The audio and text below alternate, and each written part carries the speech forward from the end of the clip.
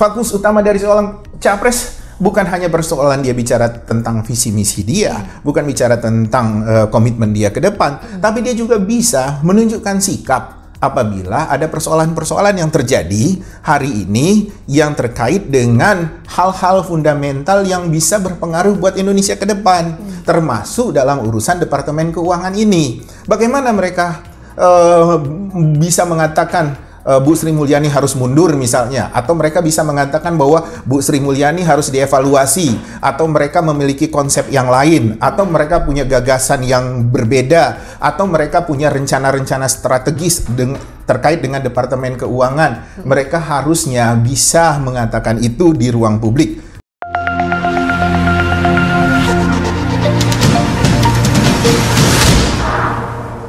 Baik Pak, apakah ini bisa menjadi keuntungan atau bahkan kerugian bagi capres itu sendiri Pak?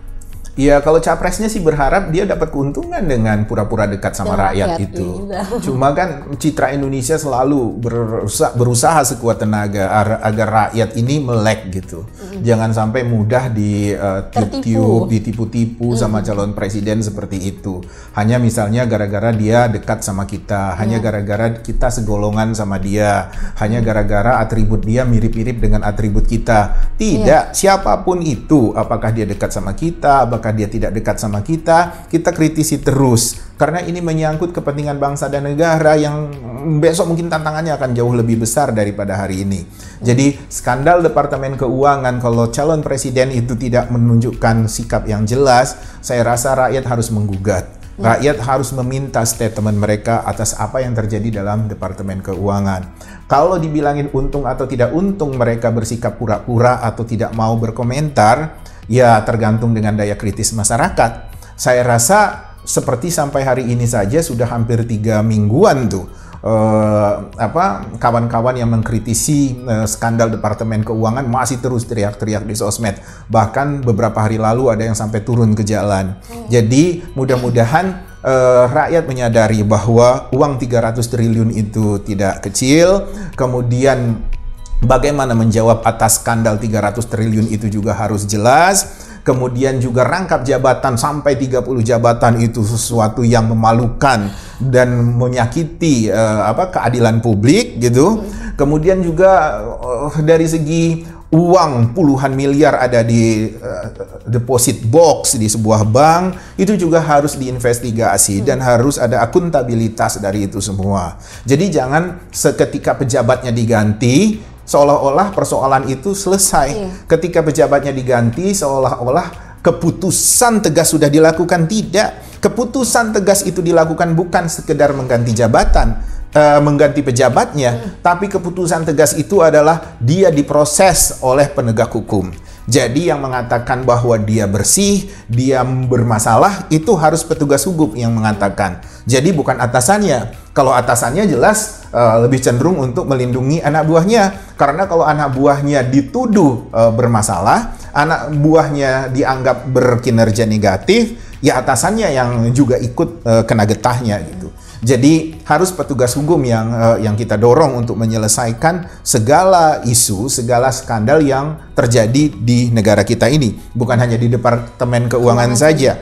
Nah, suara-suara calon presiden bisa nggak dia ngomong begini gitu. Jadi jangan mengandalkan Refli Harun, Rocky Gerung, Harso Beno, atau siapapun yang bicara kritis seperti itu gitu. Dan juga misalnya ada lagi orang-orang bicara kritis di sosmed, kemudian diserang sama buzzer. Kemudian nggak ada publik yang membantu. Buzzer itu bisa dilawan kok. Lawan-lawan saja buzzer itu. Karena referensi mereka terbatas, vocabulary mereka terbatas, kosakata mereka itu terbatas, buzzer itu. Dan membela orang yang baik itu jauh lebih mudah daripada membela orang yang buruk. Nah, buzzer-buzzer ini kan membela orang-orang buruk. Jadi kenapa kita harus gentar untuk melawannya? Memang omongan-omongan mereka itu muter-muter di situ saja, kemudian nyerang-nyerang kita, nyerang-nyerang pribadi, serang lagi pribadinya.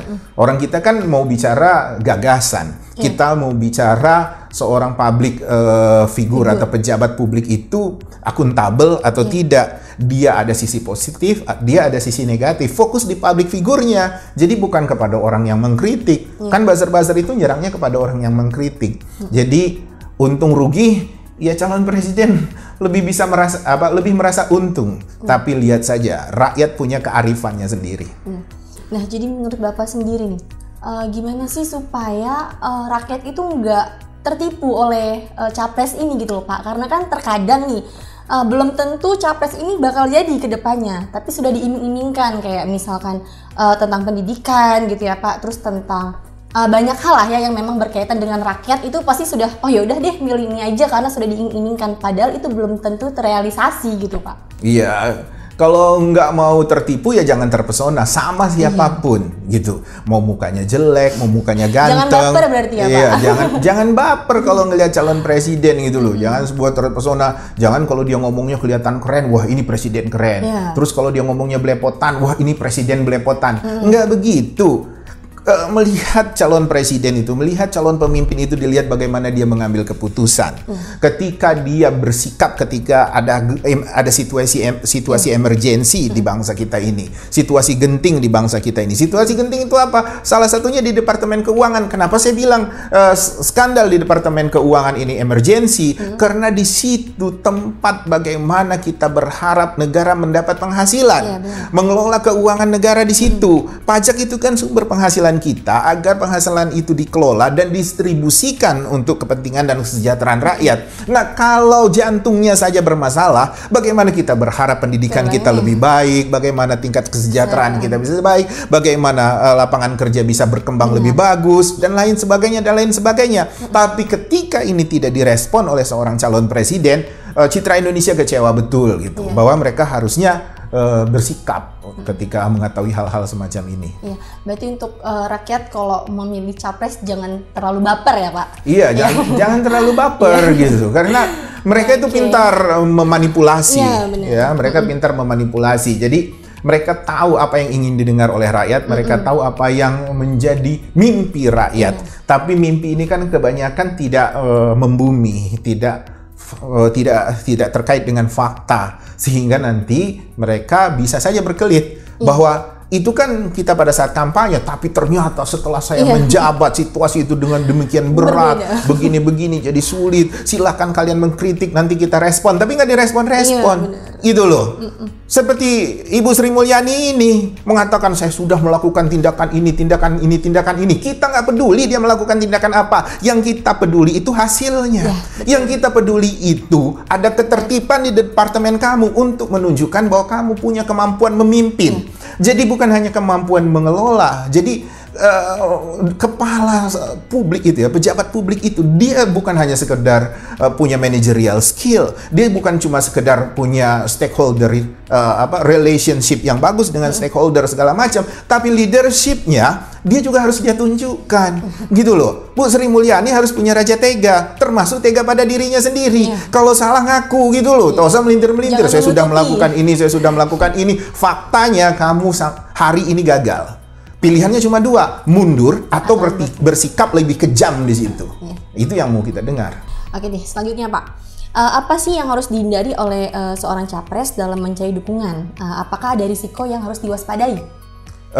Bagi saya ketika kamu mau jadi calon presiden, ketika pertama kali kamu mengatakan saya ingin jadi presiden, itu segala risiko itu sudah terhampar di depan dirimu itu. Jadi jangan menghindar dari resiko gitu. Jadi jangan sebentar-sebentar kalau kelihatan wah bahaya nih, mundur. Nanti aku ini nyamping, dia nggak mundur karena dia mau maju. Dia mau maju. Jadi dia nyamping gitu loh. Dia membiarkan orang arus itu lewat. Kemudian kalau sudah tenang, sudah jernih, dia di tengah lagi, tepuk tangan lagi. Itu calon presiden cemen. Kita pingin memilih calon presiden itu memang orang-orang petarung gitu, yang berani menunjukkan sikap. Jadi jangan ketika ada turbulence, ketika ada banjir bandang, ketika lagi ada gunjang-ganjing, dia nyingkir gitu. Terus dia berteduh, lagi hujan lebat dia berteduh. Sudah itu dia nongol, terus senyum-senyum lagi. Ini calon presiden apa kalau begini gitu. Nah, Memang saya dengar rezim Jokowi itu kejam dengan orang-orang yang tidak sealiran dengan mereka. Bagi saya nggak apa-apa, itu tantangan kok. Iya. Ya suka-suka Jokowi lah, mau kejam mau apa. Tapi kan ukurannya ukurannya sederhana. Jokowi melakukan itu prosedural atau tidak dari segi konstitusi kita. Koridor-koridor konstitusi kita masih dihormati oleh presiden atau tidak. Tapi sepanjang itu masih bisa dilakukan, sepanjang itu masih sesuai dengan fundamental bernegara kita, itu adalah tantangan buat calon presiden itu untuk menunjukkan bahwa memang dia besok pantas jadi presiden gitu loh. Jadi enak aja gitu mau jadi presiden, dapatnya yang wangi-wangi aja, dapat karpet merah, kemudian melambai-melambai. Enggak lah, itu bukan calon presiden citra Indonesia itu. Kita bukan orang yang mendukung figur-figur seperti itu. Oke, baik, kalau emang itu bukan pandangan bagi Citra Indonesia ya Pak. Nah, jadi bagaimana nih seharusnya seorang konsultan politik membantu calon capres itu dalam konteks ini? Ya, kalau konsultan politik itu dia pasti akan make up figur itu. Konsultan politik akan menunjukkan bahwa kandidatnya itu atau kliennya itu adalah figur yang layak dipilih, figur yang kompeten, figur yang punya kapasitas, dan macam-macam. Yang hal-hal positif itu memang tugasnya konsultan politik untuk memenangkan kliennya. Nah, cuma seperti yang kita bilang, rakyat jangan terpesona, rakyat jangan sampai terjebak dengan permainan seperti itu gitu. Carilah pemimpin yang lebih genuine gitu, lebih alami, lebih asli, lebih apa adanya. Ya, jadi bukan figur yang kalau bicaranya terlalu runtut kita harus curiga gitu. Kalau sebentar-sebentar kerjaannya marah kita juga harus curiga. Kalau sebentar-sebentar dia cengengesan kita juga harus curiga. Ini by design atau memang karakter asli dia. Gitu. Nah, jadi rakyat harus punya daya kritis untuk menghadapi kemasan-kemasan dalam pencapresan, dalam memilih figur yang tepat. Baik, terima kasih kepada Bapak Yanto yang telah menjelaskan tema kita hari ini, yaitu dampak dari skandal korupsi dan merangkap jabatan di Departemen Keuangan dan sikap calon presiden. Terima kasih juga kepada para penonton Sahabat Cerita Indonesia. Jangan lupa untuk terus saksikan video terbaru dari kami. Jangan lupa untuk like, comment, and subscribe. Kami jamin Anda menang.